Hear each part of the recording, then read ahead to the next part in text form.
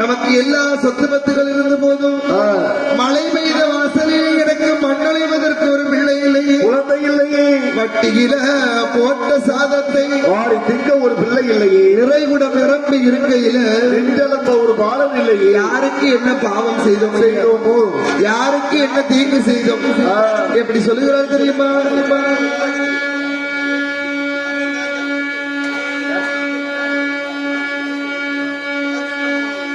நாகக்கண்ணிவனுடைய எப்படி அழுகிறான் தெரியுமா? எப்படி? நாமல் ஆண்டிகளை அடித்தேனா அந்த நன்மை வைத்தேனா பால் பசுவை வதைத்தேனா கட்டி கட்டு பாண்டிடா கலந்து வந்து விட்டேனா யாரு செய்த தீவினையே, யாரு செய்த தீவினையே ஆண்டவனின் சோதனையோ, யாரு செய்த தீவினையே, யாரு செய்த தீவினையே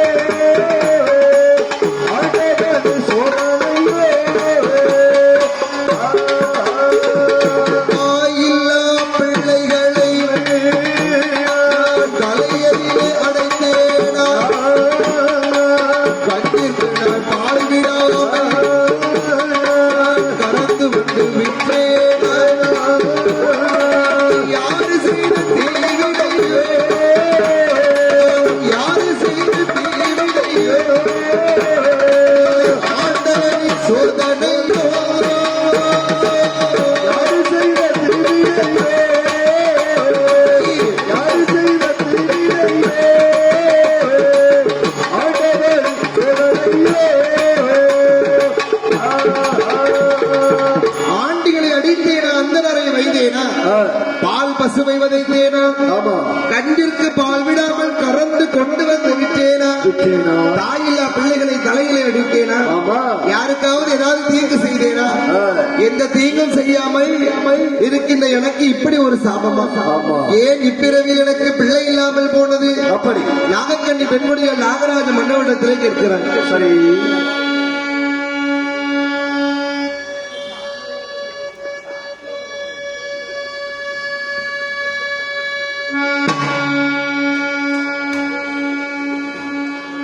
இப்படி கேட்ட உடனே பாங்கிறான், அம்மா முன் ஜென்மத்தில் செய்த ஏதாவது தோஷங்கள் இருக்குமா? இருக்கும். ஆமா, ஆகையினால் நம்ம தானங்கள் தர்மங்களை செய்து பார்ப்போம். ஆமா, தான தர்மங்களை செய்ய வேண்டும். எப்படிப்பட்ட தானங்களை செய்தோம் தெரியுமா? எப்படி? உண்டான பொருள் தகனம், ஆடை தானம், வஸ்திர தகனம், உண்டான பொருள்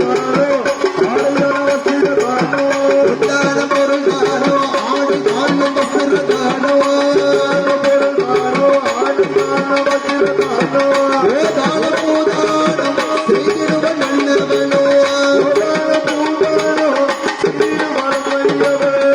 தான பூதானம் செய்திடுவ நல்லவனோ, தான பூதானம் செய்திடுவ நல்லவனோ, தானத்திலும் சிறந்த தானம் அன்ன தானம் கேட்டுவாய், தானத்திலும் சிறந்த தானம்